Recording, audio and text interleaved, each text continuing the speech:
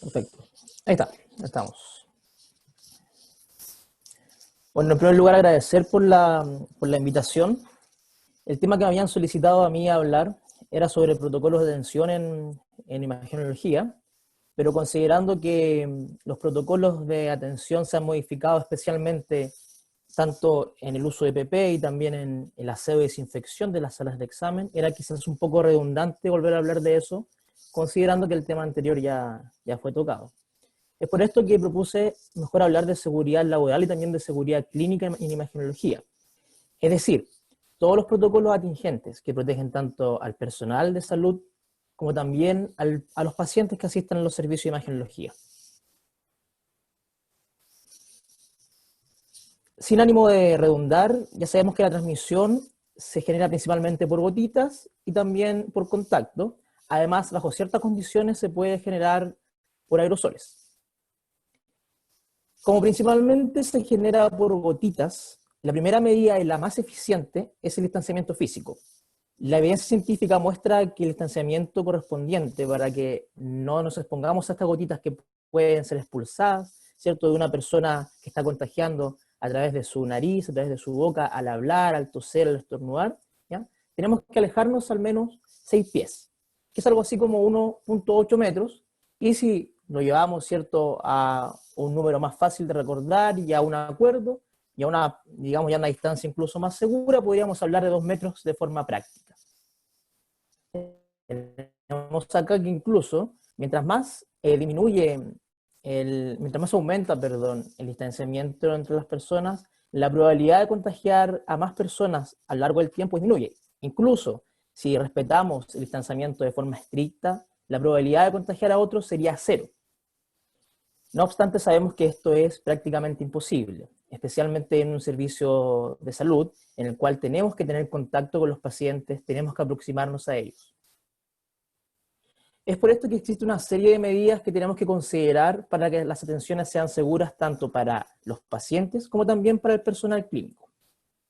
En primer lugar, voy a hablar del triage que se puede realizar, que muchos lugares realizan al ingresar, que ya es común, ¿cierto? Y también de las salas de espera.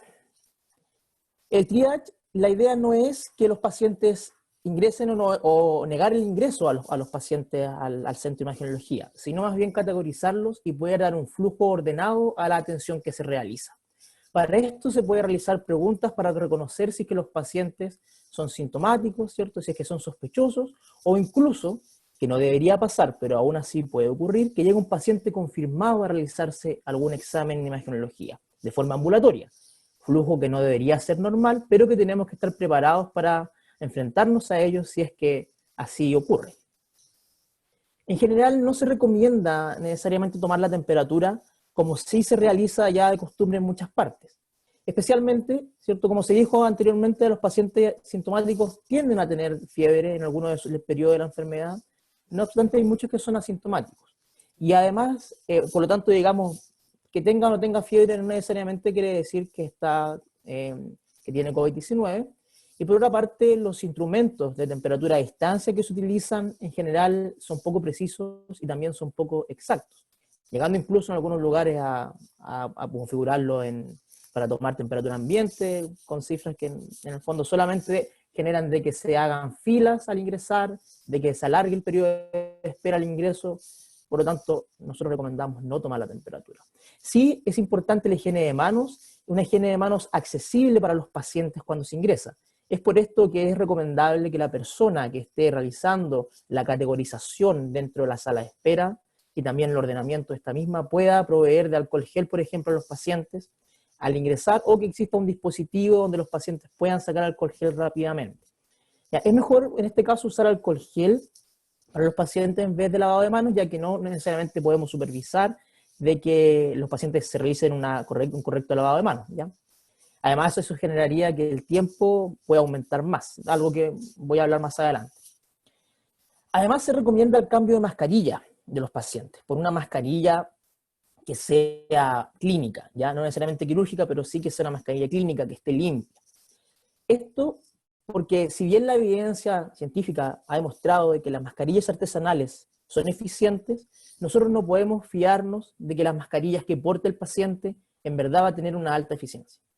Es por este motivo que es recomendable, si es que se tienen los recursos en el centro de imagenología, poder realizar un recambio a una mascarilla adecuada, y de ese modo el paciente nos va a proteger a nosotros, ¿cierto?, como personal de salud, y también se van a proteger entre ellos en la sala de espera. Quiero hacer la diferenciación entre lo que es un respirador y una mascarilla, ¿ya? Los respiradores ya son los FFP1 hacia arriba, incluso los más sofisticados, y la mascarilla, ¿cierto?, las simples, las quirúrgicas, tienen el propósito de poder más bien, más que protegernos a nosotros, es proteger a los demás, para evitar de que las gotitas, ¿cierto?, que salen expulsadas por nuestra nariz o boca, digamos, viajen más allá y más bien que queden contenidas en la mascarilla. Además, un punto importante que me gustaría tocar es que se prohíbe y debería estar prohibido tanto para las personas que ingresan a un recinto asistencial como también para el personal de salud, el uso de mascarillas con válvulas de exhalación, ya, punto que voy a tocar en la siguiente diapositiva. Voy a explicar por qué. Además, también, por supuesto, tenemos que considerar el distanciamiento físico, ojalá con 2 metros de distancia entre pacientes, ¿ya? A lo que, digamos, por aforo de ciertos lugares, no necesariamente calza, pero en lo ideal debería ser así. Y también barreras, por supuesto, entre, por ejemplo, el personal administrativo que va a realizar los cobros, la atención, la admisión a los pacientes que lleguen. Como dije anteriormente, se recomienda el cambio de una mascarilla clínica a los pacientes, pero hay que tener cuidado con el uso de mascarillas con válvulas, ya que estas válvulas de exhalación no son un filtro, sino que son una válvula en sí que genera de que todo lo que exhalemos sea expulsado hacia el exterior sin filtrarse. Ya, por ese motivo, si el paciente viene con una mascarilla de este tipo, ya que uno tiende a pensar que son más seguras, pero no necesariamente son más seguras para el resto, va a generar un riesgo mayor a que el personal que lo atienda se pueda eventualmente contaminar. Lo mismo puede ocurrir con el personal clínico que utiliza estas mascarillas y que además esté en contacto, ¿cierto?, con sus colegas durante los turnos, también va a exponerlos a ellos. Recordemos que no solamente los pacientes nos pueden contagiar a nosotros, sino que también pueden haber brotes internos dentro de las unidades, algo que ha ocurrido, de hecho. Entonces tenemos que tener este cuidado. Como solución, si uno utiliza o necesita, de hecho, porque hay ciertas condiciones en las cuales necesitamos usar ciertas mascarillas, y si tenemos disponible solamente con válvula, podemos cubrir con una mascarilla quirúrgica la válvula tanto de forma interna como de forma externa. De ese modo nos aseguramos de que la mascarilla filtre lo que nosotros exhalamos. Hay ciertos momentos críticos dentro del ambiente laboral de los cuales me gustaría hablar. Primero, el lavado de manos, también comer o beber, situación en la cual tenemos que, se imposibilita que estemos usando ciertos elementos de protección personal, por ende tenemos que tomar otras medidas. El cambio de ropa, ¿ya?, en el cual podemos dejar algunos fomites por ahí, ¿cierto?, y podemos contaminar a otra persona. También el aseo y desinfección de ciertas unidades, el tema que ya se tocó, que solamente voy a repasar. Y más que ponerse los EPP, el retiro de los elementos de protección personal, punto crítico, ya que después de la atención es cuando podemos estar eventualmente contaminados, y si los retiramos de forma incorrecta, podríamos entonces contaminarnos la ropa, ¿cierto? O peor aún las mucosas, que son las puertas de entrada, ¿cierto? Ojo, nariz, boca de este virus. Y también el guardar ciertos EPPs que vamos a reutilizar. En primer lugar, me quiero referir brevemente ya a un tema que todos conocemos, de la higiene de manos. Se llama higiene de manos, y no solo lavado de manos, porque no solo se puede realizar con una solución jabonosa, ¿cierto?, con agua y jabón, sino que también hay otros productos, como el alcohol gel, que se puede utilizar para realizar higiene de manos, ¿ya? Si bien a veces uno es muy majadero hablando de este punto, porque es ya algo conocido, tenemos que lavarnos las manos, lamentablemente la evidencia científica muestra que el apego a esta medida del personal clínico es bastante baja. Entonces es un punto del cual vale la pena poder reforzarlo siempre que se pueda. Recordemos entonces que las partes más sucias de la mano, a las cuales tomamos menos atención al momento de higienizarlas, son las que están acá en la imagen en rojo, o sea, el pulgar, la zona interdigital, también la yema de los dedos, por así decirlo. Lugares en los cuales tenemos que prestar mayor atención al poder hacer el lavado de higiene de manos. Si este es con agua y con jabón, tenemos que primero humedecernos las manos, luego aplicar el producto y luego hacer todos los movimientos que ya conocemos, en los cuales en hora del tiempo no voy a entrar en detalle, ¿ya? Y cuando nos hacemos el enjuague, también se recomienda de que volvamos a repetir, ojalá, estos movimientos, ¿ya? Especialmente, por ejemplo, si lo hacemos con clorhexidina. estas soluciones, o también jabón común, ya que tiene cierto pH que no necesariamente es neutro. Todas estas soluciones, si permanecen en las manos, en primer lugar, no se van a enjuagar bien, ¿ya? Por lo tanto, quizás el lavado de manos o la higiene de manos no va a ser la mejor, y además también si pertenecen ahí pueden ser irritantes y pueden ser alérgicas incluso. Entonces la idea es poder retirarlas bien, ¿ya? No solamente hay que poner las manos bajo el chorro de agua, sino que también hay que repetir los movimientos y quizás terminar ya con que el agua escurra de la yema de los dedos, ¿cierto?, hasta las muñecas, pero hay que preocuparse de poder retirar bien el producto. Ahora, el lavado de manos tiene la complicación de que en promedio tenemos que utilizar 40 segundos para hacer un buen lavado de manos, ¿ya? Y generalmente el personal clínico no adhiere a esto porque no se da el tiempo de hacerlo.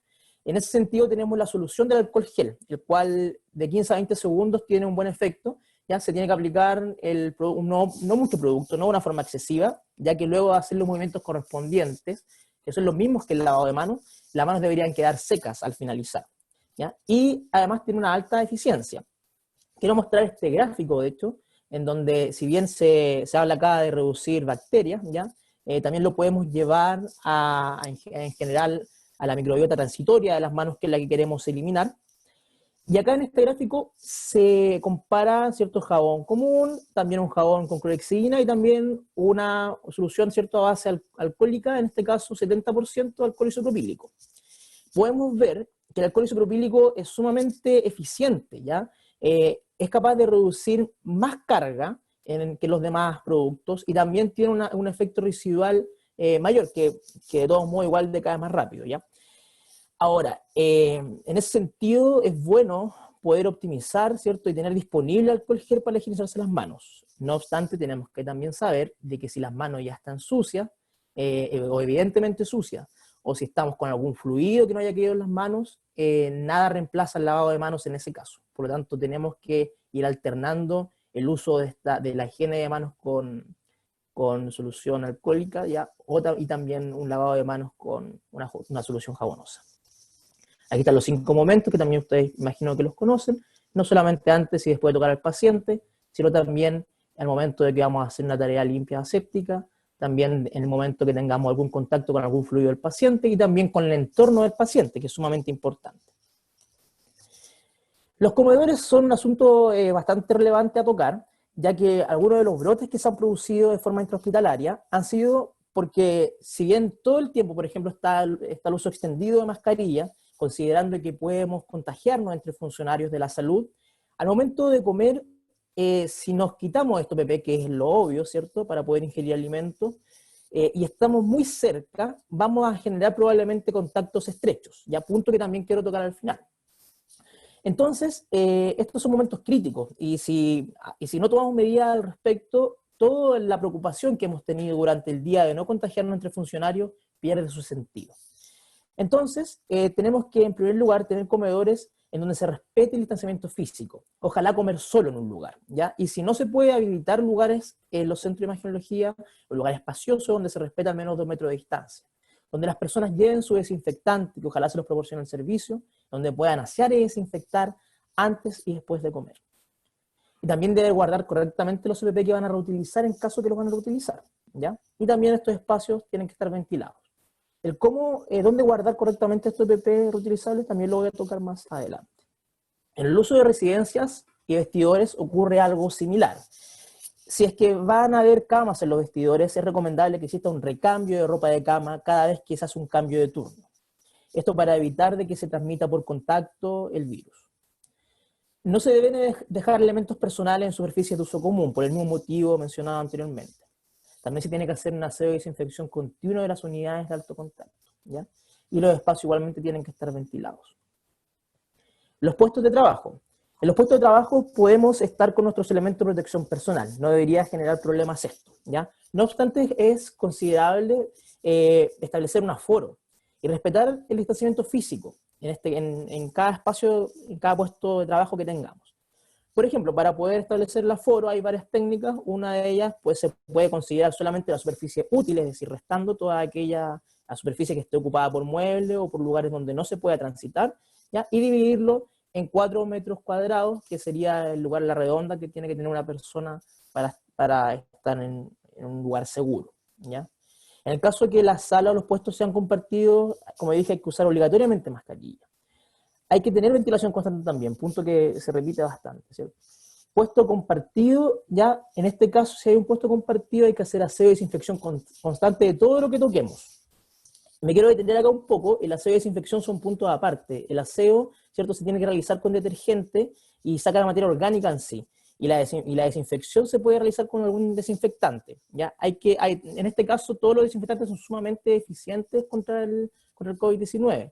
Incluso algunos tienen eficiencia con materia orgánica, ya si el lugar está sucio, excepto el cloro. El cloro necesita sí o sí una superficie limpia para poder realizar una buena desinfección. Y con 1000 partes por millón es suficiente. No se necesita una concentración mayor, ya que hay más riesgo solamente de que uno se irrite, ¿cierto?, la piel, o si cae algún ojo, o la boca, etcétera, más riesgo nada más. ¿Ya? También es recomendable evitar, por ejemplo, amonio cuaternario, que tiene el mismo problema que un cloro muy concentrado. El alcohol isopropílico es sumamente recomendable para las superficies electrónicas, ya que no los daña tanto, ¿ya? El agua oxigenada también, ya, o peróxido de hidrógeno, como también se conoce, es sumamente recomendable para algunas superficies electrónicas, en las cuales no se puede aplicar cloro 1000 partes por millón, ¿ya? No obstante, considerando los precios de esto, es importante, yo creo, hacer una mixidemia en este caso, de tener tanto cloro como también tener otro desinfectante, y utilizarlo de forma correcta, ya cloro para la superficie que no importa que se dañen demasiado, y la superficie más delicada, usar otro desinfectante. Para los puestos individuales, el aseo de desinfección, con que sea al inicio y al final de la jornada, debería ser suficiente si es que la persona toma todas las medidas correspondientes durante su estadía en su lugar de trabajo. La sala de examen y los flujos de atención, en general no se recomienda mezclar los flujos entre trabajo, entre hospitalizado, urgencia y ambulatorio, ya hay que tratar de separarlos, y ojalá tener algunas salas que sirvan, digamos, para que no se mezclen los flujos. Se debe privilegiar, ojalá, el uso de ciertas salas para atender pacientes COVID-19 positivos, confirmados o sospechosos en este caso, ¿ya? Pero tampoco tienen que ser de uso exclusivo. Muy bien, como habló el colega anteriormente, el aseo no tiene que ser un aseo tan exhaustivo. El aseo de desinfección tiene que ser más que nada de la superficie de alto contacto. Incluso si la zona no tiene ningún fluido, si está bien limpia, se puede solamente hacer una desinfección, no hace falta hacer el aseo. ¿Ya? O sea, no hace falta, digamos, me refiero a usar detergente, ¿ya? Aunque detergente, justamente porque el virus es bastante lábil, como el lipídico, ¿cierto? La membrana lipídica, el detergente va a ser igual muy eficiente en destruirlo. No obstante, ¿cierto?, una desinfección correspondiente, respetando los parámetros de la desinfección, es decir, desde lo más limpio hasta lo más sucio, arriba hacia abajo, ¿cierto?, de adentro hacia afuera, va a ser suficiente y necesario en cada atención de paciente, ¿ya? Y eso genera de que la sala no esté bloqueada solamente para pacientes COVID-19, sino que se pueda ser reutilizada por otros pacientes. También es importante considerar de que todas las salas tienen que tener, no solamente las salas de examen, sino que ojalá todo lugar tiene el hospital, tiene que tener los elementos mínimos necesarios para que funcione correctamente, ¿ya? O sea, hay que despejar todo de superficies de alto contacto, ya que eso solamente va a generar de que tengamos que limpiar más zonas. Ahora, con respecto a la reutilización de los EPP, principalmente podemos reutilizar ciertos respiradores, ¿ya? En algunos casos igual mascarillas, quirúrgicos simples, pero generalmente reutilizamos respiradores, ¿ya? FFP2 superiores en general, ¿cierto? Que equivalente a ellos son las mascarillas KN95 o N95, las cuales están más difundidas y de uso más común dentro de nuestro país. ¿Ya? Y también tenemos los escudos, que también a veces son de uso personal y también son necesarios poder tenerlos aseados al momento de utilizarlos. No sirve de nada si nos ponemos bien los EPP y lo retiramos bien si es que vamos a poner un elemento que está sucio, ¿ok? Así mismo si lo ponemos con las manos sucias, es lo mismo. Entonces, por ejemplo, si queremos reutilizar la mascarilla KN95 o N95, ya estos respiradores porque vamos a ir a comer, por ejemplo, necesitamos después seguir con nuestro turno, podemos entonces, una recomendación buena, ya antes estaba muy difundido el tema de guardarlo en bolsitas, ya, pero esto genera de que no siempre tenga la misma posición, entonces puede ser de que se contamine la mascarilla, considerando de que hay una carga distinta en la parte interna con respecto a la parte externa de los respiradores, ¿ya? Lo mismo con los escudos. Entonces, por ejemplo, las mascarillas se puede utilizar un recipiente plástico, ojalá que se le ponga hoyitos, ¿cierto?, para que la mascarilla pueda respirar y la humedad que nosotros le proporcionamos al respirar después de utilizarla no haga que se deteriore toda la mascarilla y quede inutilizable. Podemos poner la mascarilla dentro de estos recipientes ventilados y la podemos guardar ahí de forma segura, ¿ya? Y estos recipientes deberían ser de uso personal, y también deberíamos hacerlo desinfectarlo cada vez que lo utilizamos. Los escudos también tenemos que hacerlo desinfectarlo cada vez que lo utilizamos, también siguiendo siempre los parámetros, ¿cierto? De lo más limpio hasta lo más sucio, etcétera, como ya les mencioné. Y de guardarlo también, si es que es de uso personal, en un lugar limpio, donde sepamos de que cuando lo vamos a utilizar de nuevo, no nos vamos a estar llevando a la cara, especialmente que es lo más crítico, algo que esté sucio, algo que nos puede contaminar. Entonces, en resumen, hay ciertas consideraciones generales que tenemos que siempre estar atentos. El uso de ropa y calzado exclusivo dentro del servicio, ese es un punto importante, ¿ya? Segundo, se debe comer solo, ojalá, y si no, tener comedores que estén habilitados para un aforo más grande, respetando el distanciamiento. Cuidar la desinfección y correcto almacenamiento del PPP, punto que mencioné recién. Procurar que se cumpla el aseo y desinfección recurrente de las salas de examen. Mantener el distanciamiento físico, punto cierto que debemos privilegiar ante todas las cosas. Mantener limpio el puesto de trabajo y hacer y desinfectar recurrentemente la superficie de alto contacto, que esto no solamente quiere decir la sala de examen, sino manillas, botones, todo esto que estamos constantemente tocando, microondas, etc.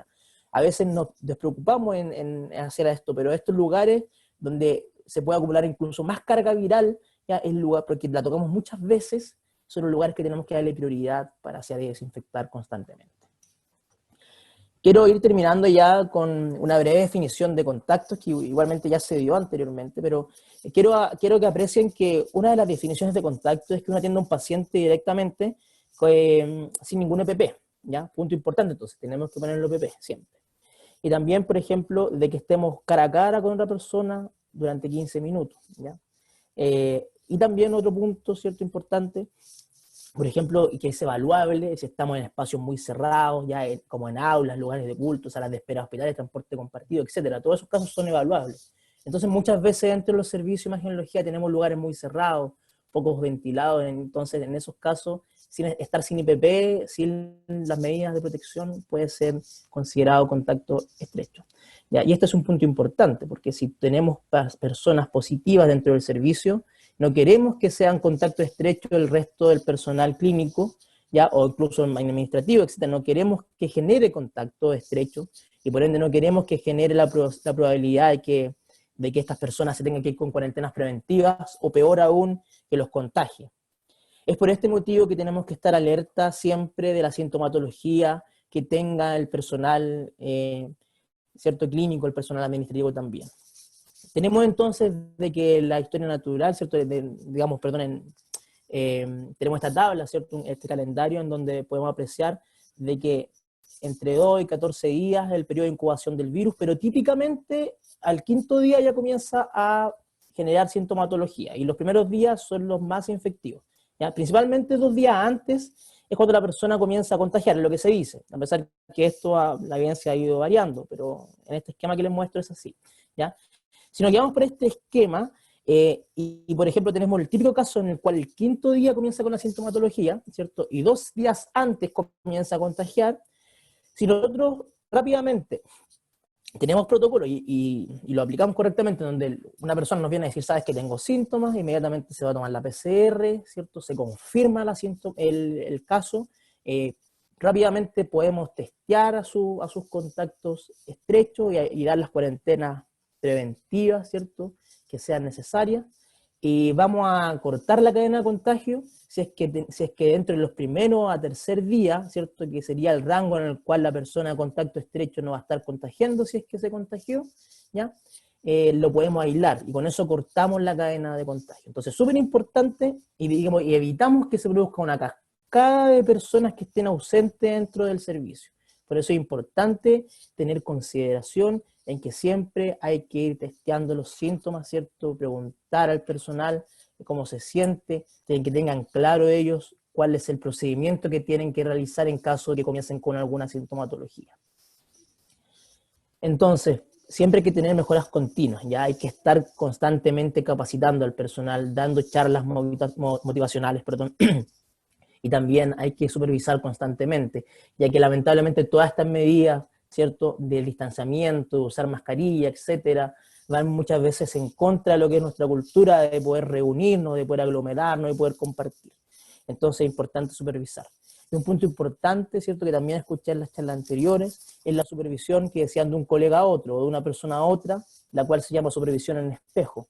Ya, es súper importante que ojalá siempre que una persona se ponga los EPP, y especialmente cuando se los retira, otra persona lo esté observando para poder ir realizando las críticas constructivas, las correcciones necesarias, ¿cierto?, en vivo, para que se hagan mejoras a futuro y también para que en ese momento la persona no tenga riesgo de contagiarse o contaminarse.